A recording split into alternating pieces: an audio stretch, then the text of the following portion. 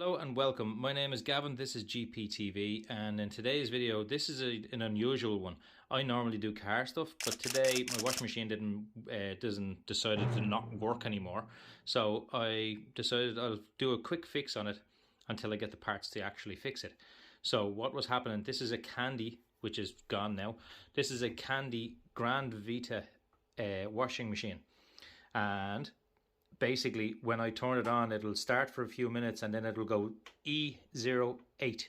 Now there are different codes for different things, but E08 means that there's a problem with the motor itself, the sensor on the motor, or the brushes on the motor. Now I already know what this is because I just fixed it and I forgot to film an intro, so this is the intro for that. But basically when I turn it on to drain and spin, and I press play, this will now work. But normally it would just make that noise and the drum won't go around. So I know now that I have fixed it with a simple fix. So just watch the rest of the video and you'll see how I fixed this little problem.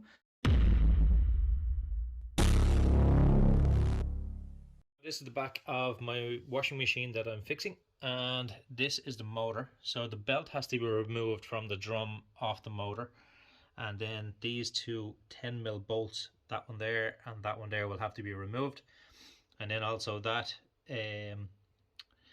that clip there, the cables have to be removed as well, just so I can get in at the back right there. And on the opposite side over here as well, there are two brushes. So yes, I have to take out the motor just to get in at the brushes. Right, so I now have the motor removed. So this is where the belt would go.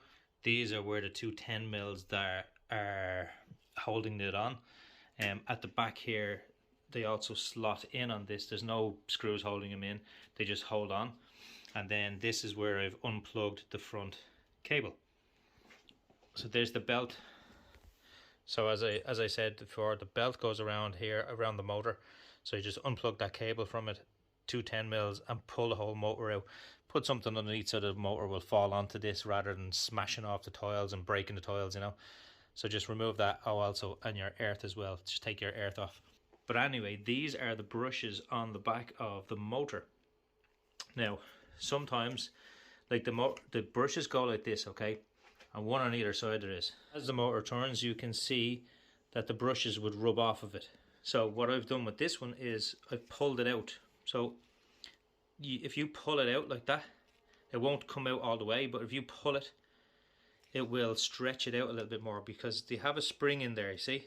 But if you stretch that spring,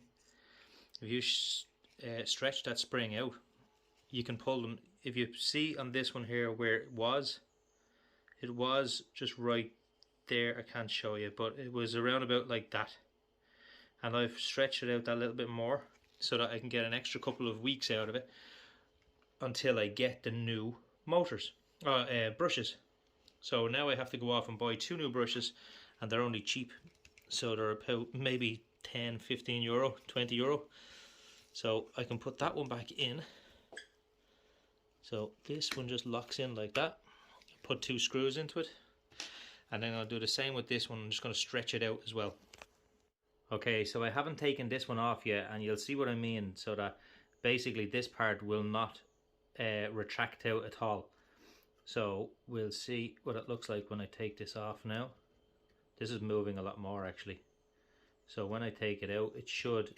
Okay, right. There's loads in this one. You see the way that there's so much left on this one. But that one wasn't like that. So I do need definitely one, but I'm going to get the two anyway and replace the both of them. So when I put this back together now, this washing machine should work for a couple of days or a couple of weeks, and then after that I can get the other parts in the meantime and replace them. Understand? So I'm ready now to put this motor back in. So if you look back here, you'll see that there and that there. So these two parts of the motor have to sit on that, and then the two screws, then the 10mm screws, these have to go in the front here. But I have to plug this in also. So I can plug this in after I have everything done. So I can put all this in and then plug those cables back in.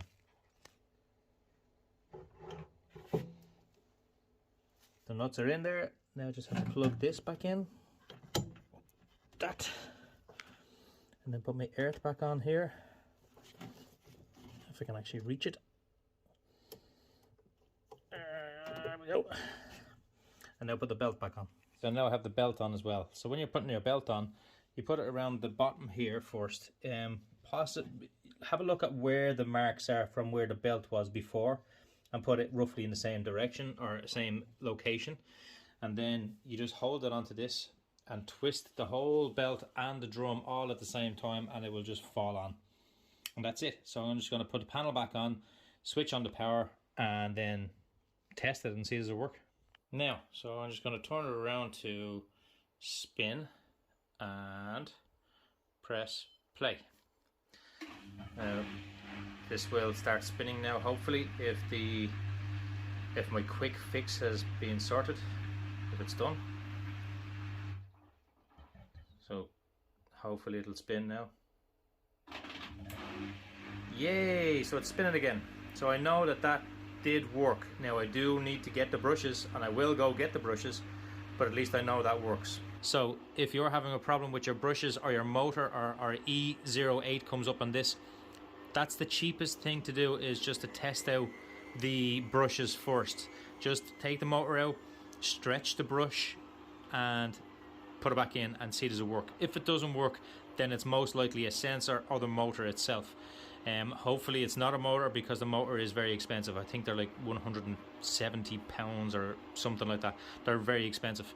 So thanks very much for watching. Please come back and watch another thing that I might do. This is just something that's way off of what I normally do, but it's just another job that I had to do.